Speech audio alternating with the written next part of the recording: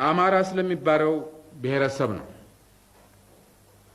ስለዚህ ብሔረሰብ ለመግለጽ የፈለጉት ምክንያት ወያኔና ሻዕቢያ ሀገርን ለመገንጠልና ለማስገንጠል የኢትዮጵያ ግንድ የሆኑትን ብሔረሰቦች ለመነጣጠልና ለማፋጀት አይነተኛ ስልት አድርገው የሚጠቀሙበት መሰረተ ቢስና እጅግ ያሰለቸ ነገር ቢኖር እያንዳንዱ ብሔረሰብ በውስጡ የራሱ ገዢ መደብ እንዳለና እነዚህም የተለያዩ ብሔረሰብ ገዢ መደቦች በጥቅምና በመደብ ተሳስረው ሰፊውን ሕዝብ በጋራ እንዳልገዙና እንዳልመዘበሩ ሁሉ ጨቋኝ አማራ፣ በዝባዥ አማራ፣ ገዢው አማራ፣ ሁሉን ክፉ ነገር አድራጊ አማራ እየተባለ የሚነገረው ነገር ነው። ለመሆኑ አማራ ማለት ምን ማለት ነው? ይህ ስያሜና ቃላት መቼና ከየት የመጣ ወይም የተገኘ ነው? በጣም ራቅ ባለው ጥንት ጊዜ እስራኤላውያን ኢትዮጵያን ሊጎበኙ ይመጣሉ። የሀገራችንን በደንና በዱር አራዊት ያሸበረቁ የተራራና የኮረብታ ሰንሰለቶች በእነኚህ መካከል ያሉትን ቁጥራቸው የበዛ ወንዞችና ሸለቆች በአጠቃላይ የኢትዮጵያን መልክዓ ምድር ገጽታና የሕዝቡን ባህልና አኗኗር እነሱ ከሚኖሩበት ማዕከላዊ ምስራቅ መልክዓ ምድር አቀማመጥና ሕዝብ ጋር በማነጻጸር በጣም ይደነቃሉ፣ ይመሰጣሉ። እነዚህ ጎብኚዎች ከብዙ ቆይታ በኋላ ወደ ሀገራቸው ተመልሰው የአማራን ሀገር አየን ወይም በአማራ ሀገር ጉዞ የሚል ጽሑፍ አውጥተው ኢትዮጵያን ከህዝባቸው ያስተዋውቃሉ። በዕብራይስጥ ወይም በሂብሩ ቋንቋ አማ ማለት ሕዝብ ማለት ነው። ሐራ ማለት ተራራ ማለት ነው። በዚህ መሰረት እስራኤሎቹ ሊገልጹ ወይም ሊሉ የፈለጉት በተራራ ላይ የሚኖር ሕዝብ ማለታቸው ነው። ስለሆነም አምሃራ አሉ። ይህ ቋንቋና ስያሜ ከዚህ በፊት በሀገራችን አይታወቅም። በዚህ የሚጠራ ብሔረሰብ የለም። ሀገር በቀል ቋንቋም አይደለም። በኢትዮጵያውያን ትክክለኛ ትርጉምና አነጋገር አምሃራ ማለት ደገኛ ማለት ነው። ታዲያ ይህ ከሆነ አምሃራው ወይም ደገኛው ደጋማው ኤርትራ ነው፣ ትግራይ ነው፣ ጎንደሬው ነው፣ ጎጃሜው ነው፣ ወለየው ነው፣ ኦሮሞው ነው፣ ጉራጌው ነው፣ ከፋው ነው፣ ግሚራው ነው፣ ጋሞው ነው፣ ሀዲያው ነው፣ ወላይታው ነው፣ ከምባታው ነው፣ አርጎባው ነው ወዘተርፈ ማን ነው? መልሱን ለታሪክና ለሕዝብ ተዋለሁ። አማርኛ የተሰኘውን ወይም የተባለውን ቋንቋ እንውሰድ ወይም እንመልከት። ይህ ቋንቋ በመሰረቱ የአንድ ብሔረሰብ ወይም የሕዝብ ቋንቋ አይደለም። ይህ ቋንቋ ከግዕዝ፣ ከዕብራይስጥ፣ ከአረብኛና ከተቀሩት የሀገሪቱ ልዩ ልዩ ብሔረሰቦች ቋንቋ የተቀመረ ሲሆን በየጊዜው ከየብሔረሰቡ የተወለዱና ለስልጣን የታደሉ ወይም ስልጣን የያዙ ነገስታት የሚጠቀሙበት የቤተ መንግስት ቋንቋ ነው። የአንድ ብሔረሰብ ቋንቋ አይደለም። ይህ ቋንቋ በዚህ ምክንያት በአጭር ጊዜ ውስጥ አድጎና በልጽጎ የኢትዮጵያውያን የጋራ ቋንቋ ከመሆኑ ባሻገር በዓለምም የታወቀ ለማስተማርና ለስነ ጽሑፍ የበቃ ብቸኛ አፍሪካዊ ቋንቋ ነው። ሐቁና ታሪኩ ይሄ ነው። ይህንን ሐቅና ታሪክ ጥቂት ምሁራንና በይበልጥ የውጭ ዓለም በሚገባ ሲያውቀው አብዛኛው ኢትዮጵያውያን አናውቀውም።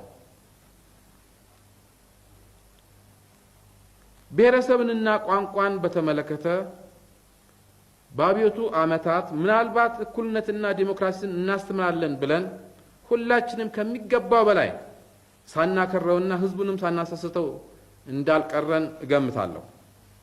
በእርግጥ ኢትዮጵያ በመሰረቱ የብዙ ማህበረሰብና ብሔረሰብ እናት ሀገር ብትሆንም ባህርታዊ ነን ብንልም ማመንና መገንዘብ ያለብን ቀደም ብዬ ልገልጽ እንደመከርኩትና የታሪክና የኢትዮጵያ ጥናት ባለሙያ የሆኑ ሊቃውንት እንደሚነግሩንና እንደሚያስተምሩን ከአንድ ብሔርም አልፎ በእውነቱ አንድ ቤተሰብ ነን። ደግማለሁ፣ ከአንድ ብሔርም አልፎ በእውነቱ አንድ ቤተሰብ ነን። ገንጣዮችና በታኞች የጀመሩት ዘመቻ የሚያስከትለውን ጣጣ የኢትዮጵያ ሕዝብ ልብ ሊለው ይገባል። ለመበታተን የሚፈለገው ሀገርና ሕዝብን ብቻ ሳይሆን ቤተሰብን ነው። ለምን?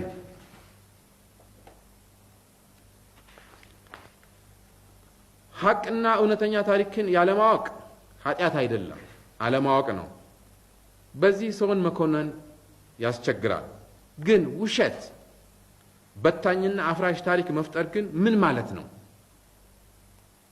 መፍጠርስ ከተፈለገ ወይም ካስፈለገ ለምን በጎውን፣ ገንቢውን፣ ሰብሳቢውን ነገር አንፈጥርም? ለዚህም ነው ከመስፋፋት ፈንታ መኮስመን፣ ከማደግ ፈንታ መቆርቆዝ፣ ሁሉ እያለን አተን ከመበልጸግ ፈንታ ከድህነት ወለል በታች ቆመን ከሰላም ጦርነት፣ ከፍቅር ጥላቻ የዘራ ነው ወይም ያተረፍ ነው። አንዳንዶቹ እንደሚሉት በጎሳም ይሁን በአሁኑ ጊዜ አንዱን ጎሳ ሌላው የሚጨቁንበት፣ አንዱን ቋንቋ ሌላው የሚያፍንበት ወይም አንድ ጎሳ የሚገዛበትና ጠመንጃ ለማማዘዝ የሚያስችል ይሄ ነው የሚባል ምክንያት አለ ወይ? ከማህበራዊ ንቃታችንና ከኋላቀነታችን ብቻ ሳይሆን ከስርዓቱም ባህሪ መንስኤነት መናናቅ፣ መሻኮት በነበረበት ረጅም ጊዜ አባቶቻችን ኢትዮጵያን ኢትዮጵያ አሰኝተው አብረው ኖረው አብረው መክተው ይችን አገር ለኛ አስረክበውናል። ዛሬ አንድነታችን ኃይላችን፣ እድገታችን፣ ሰላማችን መሆን ሲገባው አንድነታችን ነው ችግራችን የተባለበትን ምክንያትና ይህንንስ ማን እንደሚል መልሱንና ፍርዱን ለኢትዮጵያ ሕዝብ እተዋለሁ። የኢትዮጵያ ሕዝብ ሆይ በታኝና ገንጣዮችም በነገው ማለዳ የዚህ አፍራሽና ፍጹም ተቃራኒ የሆነውን የፈጠራ ታሪክ ከስድብ ጋር እንደሚያጎደጉዱት የሚያጠራጥር አይደለም። ይሁንና አበክረን አዘውትረን ኢትዮጵያ ኢትዮጵያ የምንላት በኋላ ቀርነቷ ሳታጣ በማጣቷ በእጅጉ የምንቆጭላትና የምንቆረቆርላት ከብዙ ምዕተ ዓመታት እንቅልፍ ነቅታና ተነስታ እንድትሮጥ ጨርሶ እንድትለወጥ ትቅደም የምንላት ብዙ የምንመኝላት የምንሞትላትና የምንዋደቅላት ምናልባትም ጥቂቶቻችን በራሳችን ላይ የባዕዳን ብቻ ሳይሆን ከወገንም አልፈን የሥጋ ዘመድ ጠላት የገዛንባት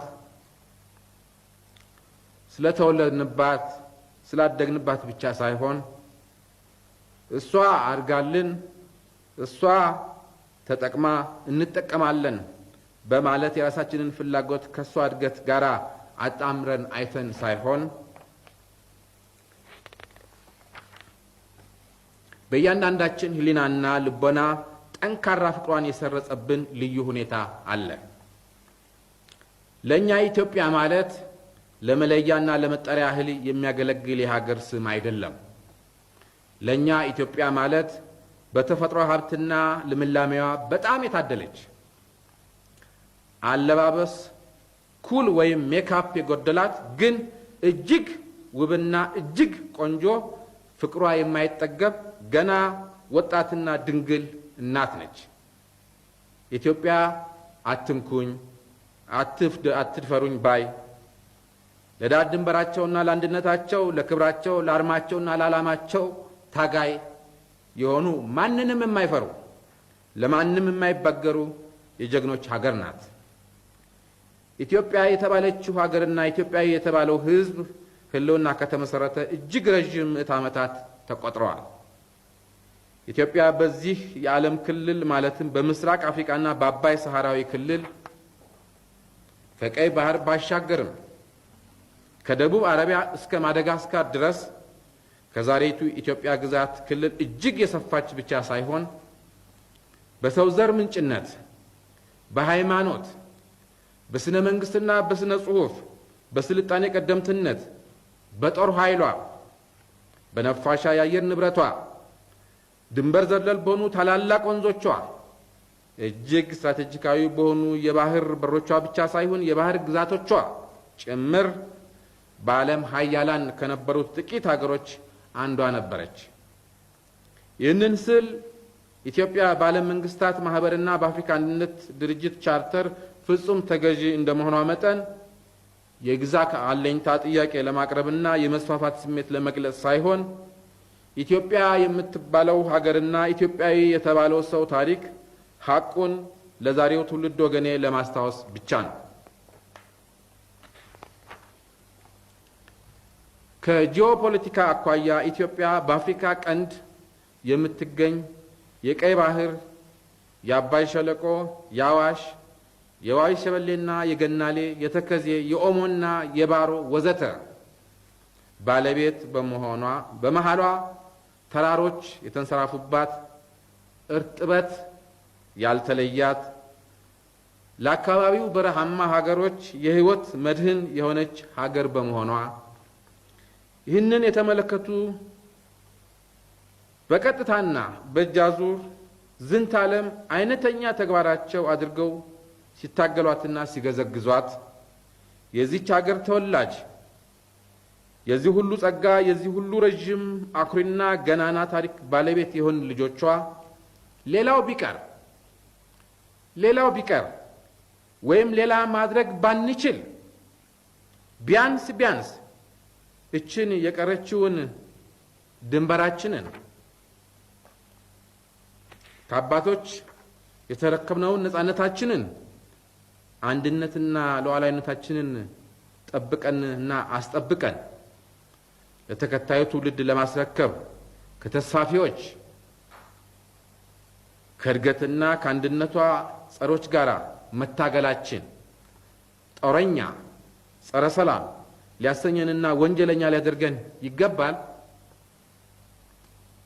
ከጥንት ጀምሮ የአካባቢው መንግስታትና ባህሎች ሲነሱና ሲከስሙ የኢትዮጵያ ስሟ ግዛቷና ሉዓላዊነቷ ሳይከስምና ለዚህ ማለት ለብዙ ጊዜ ሳይደፈር ተጠብቆ መኖሩ ህዝቦቿ በእነዚህ ሁሉ ሁኔታዎች ውስጥ ልዩ ባህሪና ህልውና ያለው ታሪክና ባህል ለመፍጠር አስችሏቸዋል። ይህ በጥቁር ዓለም አቻና ወደር የሌለው ያላቋረጠ ገናና አስደናቂ ልዩ ባህልና ታሪክ ሌላ የኢትዮጵያ መልክዓ ምድራዊ ሁኔታ ራሱ በሁሉም ብሔረሰቦቿና በተከታታይ ትውልዶቿ ለአንድነትና ለእናት ሀገር ጽኑ ፍቅር መስረጽ ጠንካራ መሰረት ፈጥሯል። በየትኛውም ጊዜ በየትኛውም ቦታና ክልል ከየትኛውም ብሔረሰብ የወጡት አመራሮች በየዘመኑ ጊዜው በፈጠረው ሁኔታ የገጠማቸውን ፈተና ከመላው ህዝብ ጋር በመወጣት ወይም በማለፍ ለኢትዮጵያ ህዝብ ውህደትን፣ አንድነት፣ ለኢትዮጵያዊነት ስሜትና ፍጹምነት በወታደራዊ ባህል አደረጃጀት ከፍተኛ አስተዋጽኦ ያደረጉ ሲሆን ከ17ኛው እስከ 19ኛው ክፍለ ዘመን በተከሰተው ወይንም በተፈጠረው የማዕከላዊ መንግስት ድክመት በየክልሉ ኃላፊነት ላይ የነበሩ በጎጠኝነት ስሜት የተወጠሩ ለግልግ ጥቅማቸው ያደሩና ከባዕዳን የተመሳጠሩ ከ100 ዓመት ላላነሰ ጊዜ ህዝቡን ከፋፍለው የሀገር ፍቅርና ብሔራዊ ስሜቱን ሸርሽረው ሀገሪቱ በየማዕዘኑ ለባዕዳን ወረራ እንድትጋለጥና እንድትጋለጥ በማድረግና በማዳከም ታላቋ ኢትዮጵያ ያሰኛት ሰፊ ግዛቷ ግዛቷ አሸብሽቦ ገናና ስሟ ከስሞ አሁን ያለችበትን ሁኔታ ይዛ እንድትቀር በታሪኳ ለመጀመሪያ ጊዜ እጅግ የተዳከመችበትና የተወጠረችበት ህዝቡን በከፍተኛ ሰቆቃ ላይ የወደቀበት ጊዜ ነበር። በ18ኛው ክፍለ ዘመን አጋማሽ በአጼ ቴዎድሮስ ጥረት ጎጠኞችን በማንበርከክና መሳፍንታዊ ትርምስን በማስቀረት ህዝቡ ብሔራዊ ስሜት እንዲታደስና ሰላማዊ ኑሮ እንዲመሰርት ለኢትዮጵያ አንድነትና እድገት የሚበጅ ጠንካራ ማዕከላዊ መንግስት በመመስረት ያሰቡት ሰፊ እቅድ ሁሉ ዳግም በጎጠኞች ሴራ ቢከሽፍም ቢያንስ የዛሬቱን ኢትዮጵያ ለማቆየትና ለተከታዮቻቸው ጥርጊያ መንገድ በመክፈታቸው በኢትዮጵያ የአንድነት ኃይሎች ህሊና ምንጊዜም የማይረሱ አርአያና ለሀገሪቱም ታላቅ ባለውለታና ጀግና መሪ ናቸው። ሆኖም ዘመነ መሳፍንት ጠንቅ ታላቋን ገናናዋን ኢትዮጵያን ማዳከምና ለባዕዳን ወራሪዎች አጋልጦ አካሏንም ማኮስመን ብቻ ሳይሆን ምጽዋን፣ ዘይላንና ታጁራን የመሳሰሉትን የባህር በር አልባ በማድረግ እድገቷን አቆርቁዞ የኋላ ቀር ያደረጋት ብቻ ሳይሆን የባህር በሮቿንና ጠረፎቿን በመንደርደሪያነት በመቆናጠጥ ቅኝ ገዢዎች ያላሰለሰ ጥቃት፣ ሽንፈትና ብሎም ጠቅላላ ወረራ ተዳርጋ በዚህ አይነት ሂደት ኩሩና ቆፍጣናው የኢትዮጵያ ህዝብ በባዕዳን ባህል ተበከለ። ራሱን አስተዳዳሪና በራሱ የሚተማመነው ህዝብ የባዕዳን ጥገኛና ለማኝ ሆነ። ኩራቱ፣ ብሔራዊ ስሜቱ ደፈረሰ። ዛሬ ይህ ትውልድ ይህንን ሁሉ ችግር ወረሰ። ዛሬም ለሰላማችን፣ ለማህበራዊ ደህንነታችን፣ ለአንድነታችን ጸር መሆን ብቻ ሳይሆን ለህልውናችንም አሳሳቢ የሆኑ ፈተናዎች ገጥመውናል። ዛሬም የመስፋፋት ፍላጎትና የመሬት ጥያቄ አለብን። ዛሬም የህልውና የውሃና የለም አፈር ጥያቄ አለብን። ዛሬም የእጅ አዙር ጦርነት፣ የባህል ወረራና የስነ-ልቦና ሰለባ ዘመቻ አለብን።